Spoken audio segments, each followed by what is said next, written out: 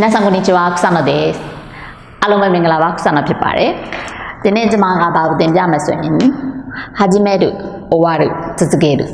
はじめるဆိုတာ始めますကနေစလာရတယ်။စတင်တယ်။終わるဆိုတာ終わりますကနေလာတယ်။終わりますဆိုတာပြီးဆုံးတယ်။続けるဆိုတာ続けますကနေလာတယ်။ဆက်လက်ပြီးမှလှုပ်ဆောင်တယ်ဆိုတဲ့အဓိပ္ပာယ်။ဒီတော့ခုအားလုံးသိပါတယ်နော်။ဒါအားလုံး dictionary ဖောင်ပြီးတော့သုံးထားတယ်။အစင်ပထမအဦးဆုံးはじめるကိုတင်ပြမှာဖြစ်ပါတယ်။はじめるဆိုတာはじめますကနေလာတယ်စတင်တယ်ဆိုတဲ့အဓိပ္ပာယ်။はじめるရှိတယ်はじまるရှိတယ်။はじめるနဲ့はじまるကဘာကွာလဲဆိုရင်はじまるဆိုတာက自動詞။はじめるဆိုတာ他動詞။授業ကはじまるဆိုတာ自動詞。田中先生が授業を始める。他動詞ဖြစ်သွားမယ်။တရားရောကပြုလုပ်လိုက်တော့じゃ田中先生ကပြုလုပ်လိုက်တော့じゃစာကိုစတင်မယ်ဆိုတဲ့အဓိပ္ပာယ်လေး။ဒါ他動詞ကိုသုံးပြီးမှရှေ့မှာ must ဖောင်ကိုသုံးပြီးမှ verb ရဲ့ must ဖောင်ကိုသုံးပြီးမှ始めるကိုပေါင်းတာကိုတင်ပြမှာဖြစ်ပါတယ်။ဒီ must လေးဆိုတာ must ကိုဖြုတ်ရမယ်နော် must ကိုဖြုတ်ပြီးမှ verb ရဲ့ must ကိုဖြုတ်ပြီးမှဆိုရင်始めるကိုပေါင်းပေးရမယ်始めるဆိုတာ他動詞ပါဒီဝါကြောင့်ကြည့်ပေးပါ日本の暮らしはこれから始める日本の暮らしはこれから始める日本ဆိုတာဂျပန်ရဲ့暮らしဆိုတာနေထိုင်မှုဝါဆိုတာ particle လေးလိုက်ပေးရနော်これからအခုကနေစပြီး始めるဂျပန်နေထိုင်မှုဆိုတာအခုကနေစပြီးနေထိုင်မယ်ဆိုတဲ့အဓိပ္ပာယ်ဂျပန်နေထိုင်မှုဆိုတာအခုကနေစတာဆိုတာပြောတာအေးရောကပြုလုပ်လိုက်လို့他動詞ဖြစ်နေရနော်အဲဆိုရင်ဆက်လက်ပြီးမှဒါကိုကြည့်မယ်ဆိုရင်彼女は話し始めると止めることができない彼女は話し始めると止めることができない彼女ဆိုဟိုကောင်မလေး話ဆိုစကားပြော話しますကနေလာတယ် must ကိုဖြုတ်လိုက်တယ်始めるကိုပေါင်းပေးလိုက်တယ်စကားပြောစတင်ပြီးမှပြောပြီးဆိုရင်止めるဆိုတာ止めますကနေလာတယ် yes ဆိုင်တယ်ことができない yes ဆိုင်နိုင်တော့ဘူးဆိုတဲ့အဓိပ္ပာယ်ဟိုကောင်မလေးကစကားကိုစတင်ပြောပြီးဆိုရင်မ yes ဆိုင်နိုင်တော့ဘူးဆိုတဲ့အဓိပ္ပာယ်ကိုပြောပြဒါလည်း他動詞ပဲเนาะအေရောကပြောလိုက်တယ်ဆက်လက်ပြီးမှလည်း始めるပဲဖြစ်တယ်いつから仕事をやり始めるのいつから仕事をやり始めるのいつからဘယ်ချိန်ကနေစပြီး仕事ဆိုတာအလုပ်やりますဆိုတာပြုလုပ်တယ်始めるのဘယ်ချိန်ကနေစပြီးမှအလုပ်ကိုစတင်ပြုလုပ်မှာလဲဆိုတဲ့အဓိပ္ပာယ်ဒီမှာလေး not လေးဆိုတာကမေးခွန်းကိုပြောတာနော်いつから仕事をやり始めるのဘယ်ချိန်ကနေစပြီးမှအလုပ်ကိုပြုလုပ်မှာလဲဆိုမေးခွန်းလေးဖြစ်လို့ရတယ်ဆိုရင် must ကိုဖြုတ်ပြီးမှ始めるကိုပေါင်းထားတယ်အလုပ်လုပ်စားလူလုပ်တဲ့အတွက်ကြောင့်他動詞ဖြစ်နေတာနော်始めるရဲ့နောက်ဆုံးဝါကျဖြစ်ပါတယ်仕事し始める前にミーティングをします仕事し始める前にミーティングをします仕事ဆိုတာလို့ရှိဆိုတာしますကနေလာ must ကိုဖြုတ်လိုက်始めるကိုပေါင်းပေးတယ်前にဆိုတာမတိုင်မီ meeting ဆိုတာ meeting ကိုပြောတာအစည်းအဝေးကိုပြောတာ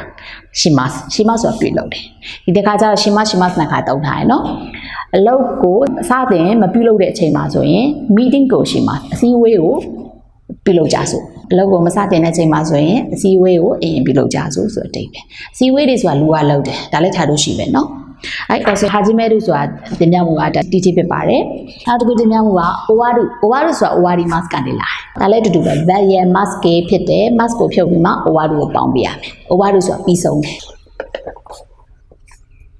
はい、そのリボンジャーのおちびはトイレットペーパー使い終わる前に買いに行きましょう。トイレットペーパー使い終わる前に買いに行きましょう。トイレットペーパーဆိုတာအင်တာသုံးဆက်ကိုပြောတာ။使いますဆိုတာအသုံးပြုတာ။ must ကိုဖြုတ်မယ်終わるကိုပေါင်း။前にဆိုတာမတိုင်မီ။買いに行きましょう။တော့ဝယ်ကြဆိုတဲ့အဓိပ္ပာယ်။အင်တာသုံးဆက်ကိုဆိုတာကအသုံးပြု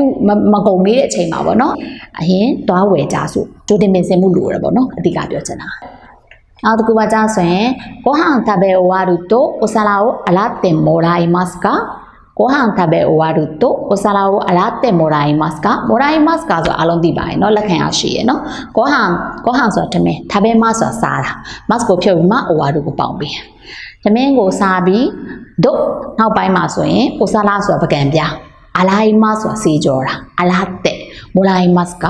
တမင်းကိုစားပြီးနောက်ပိုင်းမှာဆိုရင်တဲ့ပကံပြားလေးကိုဆေးပေးလို့ရလားဆိုတဲ့အဓိပ္ပာယ်ဆက်လက်ပြီးမှဒီကကြောင့်宿題を書き終わったのでテレビを見ます宿題を書き終わったのでテレビを見ます宿題ဆိုတာအင်စာကို書きますဆိုတာရေးတာ must ပေါင်းလာတယ် must ကိုဖြုတ်ပြီးမှ終わったကိုပေါင်းတယ်終わဆိုတာတောက်ပေါင်းလို့သုံးတာ終わったဆိုတာပြီးဆုံးသွားပြီ終わったのでပြီးဆုံးသွားတော့ကြောင့်テレビを見ますရုပ်ရှင်ကိုကြည့်မယ်အင်စာကိုရေးပြီးသွားတော့ကြောင့်ရုပ်ရှင်ကိုကြည့်မယ်ဒီမှာကျတော့終わったကိုသုံးတာတယ်နော်တာဖောင်နဲ့သုံးလို့ရတယ်ဆိုတဲ့အဓိပ္ပာယ်လေးはいဒီတကကျတော့9 form တင်ပြတာဖြစ်ပါတယ်この小説はなかなか読み終わらないこの小説はなかなか読み終わらないこのဆိုတာဒီ小説ဆိုတာကဝတ္ထုပေါ့နော်なかなかဆိုတာဘာလဲဆိုရင်တော်တော်နဲ့読みますဆိုတာဖတ်တာယောမီမာ mask ကိုဖြုတ်ပြီးမှဝါရနာကိုပေါင်းထားပြီ။ဒီကဘာပြောချင်လဲဆိုရင်ဒီဝတ္ထုဆိုရင်တဲ့တော်တော်လေးနဲ့တဲ့မဖတ်ကုန်တော့ဘူးတဲ့အတိတ်ပဲ။ဖတ်မကုန်တော့ဘူးပေါ့နော်။ဒီဝတ္ထုဆိုရင်တော်တော်လေးနဲ့ဖတ်မကုန်တော့ဘူးဆိုတဲ့အတိတ်ပဲဖြစ်ပါတယ်။ဆိုရင်ဒီမှာဆိုရင် knife form လည်းသုံးလို့ရတယ်၊တား form လည်းသုံးလို့ရတယ်၊ dictionary form လည်းသုံးလို့ရတယ်နော်။အဲ့ဒါလေးကိုသုံးပြထားဖြစ်တယ်။ဒီခါကျတင်ပြမှုတခြားဟာတင်ပြမယ်။続けるဆိုတာတင်ပြမယ်။続けるဆိုတာ続けますကနေလာတယ်။続けますဆက်လက်လောက်ဆောင်တယ်ဒီက dictionary form လေးသုံးထားတယ်ဒီမှာ verb ဆိုရင် verb ရဲ့ mask ကိုဖြုတ်ပြီးမှ続けるကိုเนาะဆက်လက်ပြီးမှလောက်ဆောင်တင်ပြမယ်အဲဆိုရင်ဒီဝါကျလေးကိုကြည့်ပေးပါ努力し続けるといつかきっと成功するはずです努力続けるといつかきっと成功するはずです努力ဆိုတာကြိုးစားတာ続けますဆိုတာဆက်လက်ပြီးလောက်ဆောင်မယ်ဆိုရင်တဲ့いつかတစ်ချိန်ချိန်ကြရင်きっとဖြစ်နိုင်တယ်成功အောင်မြင်မှုするはずではずဆိုတာဖြစ်လိမ့်မယ်ဆိုတဲ့အဓိပ္ပာယ်ကြိုးစားမှုကိုဆက်လက်ပြုလုပ်မယ်ဆိုရင်တစ်ချိန်ချိန်ကြရင်အောင်မြင်မှုဆိုတာကဖြစ်နိုင်လိမ့်မယ်ဆိုတဲ့အဓိပ္ပာယ်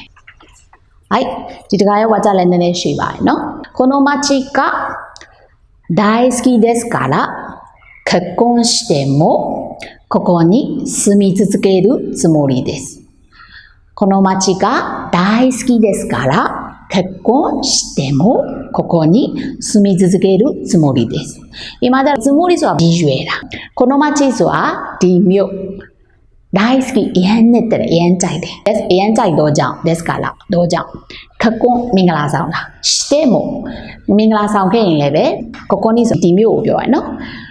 住み続けるဆိုတာဆက်လက်ပြီးမှနေထိုင်တယ်住みますကနေလာတယ် mas ကိုဖြုတ်ပြီးမှ続けるကိုပေါင်းလိုက်မယ်ဇမိုရီရဲ့အရှိမဆိုအမြဲ dictionary form ပဲလိုက်ပြရမယ်အဲ့ဟာအသေးမှတ်ရမှာပေါ့နော်အဲကျန်ဇမိုရီဆိုတာရည်ရွယ်တယ်ရည်ထားတယ်ဒီမျိုးလေးကိုအရင်ကြိုက်တယ်အရင်နဲ့တက်တယ်မင်္ဂလာဆောင်ပြီးနောက်ပိုင်းမှာဆိုရင်လည်းပဲဒီနောက်မှာဒီမျိုးမှာပဲဆက်နေထိုင်မယ်လို့ရည်ရွယ်ထားပါတယ်ဆိုတဲ့အဓိပ္ပာယ်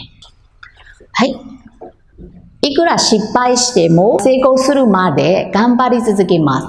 いくら失敗しても成功するまで頑張り続けますいくらဆိုတာဈေးနှုန်းဘယ်လောက်လဲဆိုတာမဟုတ်ဘူးเนาะဒီမှာကျတော့ဘယ်လောက်ပဲဖြစ်เนาะ失敗ဆိုတာကြရှုံးသွားတယ်ရှိတယ်မို့ဖြစ်ခင်ရှိတော့လည်းပဲ成功အောင်မြင်မှုするまでအောင်မြင်မှုရရှိတဲ့အထိမတိုင်မီ頑張りますဆိုတာစ조사တာ頑張りますဆိုရင် mas ကိုဖြုတ်ပြီးမှ続けますကိုပေါင်းမယ်ဒီမှာကျတော့続けますကို mas ဖောင်သုံးထားပေမဲ့လူဖောင်ဆိုလည်းရတယ်続けるဆိုလည်းမမအောင်ဒါကိုပြောချင်တာはいအဲဆိုရင်ဘလောက်ပဲကြာရှုံးခဲ့ပြီမဲ့လည်းပဲအောင်မြင်မှုအထိစူးစမ်းရမယ်အဲ့လိုအဓိပ္ပာယ်ပေါက်ရောက်တယ်အဲဆိုရင်ဒီနားမှာ mask တုံထားပေမဲ့လည်းပဲ dictionary ဖောင်သုံးလို့ရတယ်続けるဆိုလည်းမမအောင်ဒါလေးကနောက်ဆုံးမှာကြာဖြစ်ပါတယ်毎日残業し続けた結果体調が悪くなった毎日残業し続けた結果体調が悪くなった毎日ဆိုတာနေ့တိုင်း残業ဆိုတာအချိန်ပိုရှိမဆိုတာရှိမ mask ကိုဖြုတ်ပြီးမှ続けたကိုပေါင်းထားတာ mask ကိုဖြုတ်ပြီးမှ続けたကိုပေါင်းခေကဆိုတာနောက်ဆုံးရလက်ထိုင်ချောဆိုတာခန္ဓာကိုယ်ပြောတာဝါရုဤဆိုတာဝါရုခုဆိုတာမကောင်းဘူးဤဝါရုဤတော့ဒီပါနော်နတ်တာဆိုတာဖြစ်လာတယ်အော်ပြောချင်တယ်ဆိုရင်နေ့တိုင်းအချိန်ပိုကိုလုပ်မယ်ဆိုရင်အလုပ်ကိုအချိန်ပိုလုပ်မယ်ဆိုရင်နောက်ဆုံးရလက်ဆိုတာကခန္ဓာကိုယ်ကြီးကပျက်စီးသွားလိမ့်မယ်ဆိုရင်အတိတ်ပဲစကေတာသူကတာဖောင်လေးကိုပြောတာအဲ့လိုမလုပ်ပါနဲ့နော်တနိုင်တော့ကိုယ်ခန္ဓာကိုယ်ကိုကြည့်ဆိုင်ရမယ်နော်အဲဆိုရင်ဒီနေ့ဆရာမပါလို့တင်ပြပါရဆိုရင်ဟာဂျီမဲတို့အိုဝါတို့続けるကိုတင်ပြတာဖြစ်ပါတယ်အားလုံးကသူရဲ့ verb ရဲ့ mas form ပေါ့နော် mas ကိုတုံးထားတယ်ဒီမှာဆိုရင်သူအနောက်မှာကျတော့ဟာဂျီမဲတို့နဲ့အိုဝါတို့နဲ့続けるကိုပေါင်းထားတယ်အားလုံးသုံးပုံလုံးတွေကတူပါပဲနော်သူက mas form ဖြစ်ပေမဲ့တခါတလေအခြေအနေရဆိုရင် dictionary form လည်းသုံးလို့ရတယ်ပြီးဆုံးတဲ့ဆိုရင်တာ form လည်းသုံးလို့ရတယ်အဲ့ဟောပြောချင်တာ mas form သုံးနိုင်လို့မဟုတ်ဘူးနော်ပြောချင်တာဒါပဲဒီနေ့ကျမရဲ့တင်ပြမှုကဒါပဲဖြစ်ပါတယ်ကြည့်ရှုပေးတဲ့ကြောင့်ကျေးဇူးများတင်ပါတယ်နောက်လည်းဆက်လက်ပြီးမှကြည့်ရှုပေးပါကျေးဇူးများတင်ပါတယ်ありがとうございました